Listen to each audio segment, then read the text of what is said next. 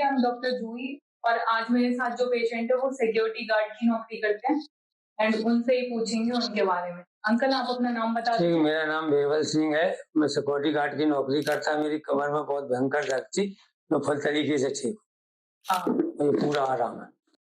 Okay, तो क्या बोलेंगे आप, यहाँ पे इलाज कराने आए लोग या नहीं? नहीं, बिल्कुल आएंगे इलाज कराने। जब मुझे पूरा आराम है तो इलाज क्यों नहीं कराएंगे, और पेशेंट भी इलाज कराएंगे। हाँ जी।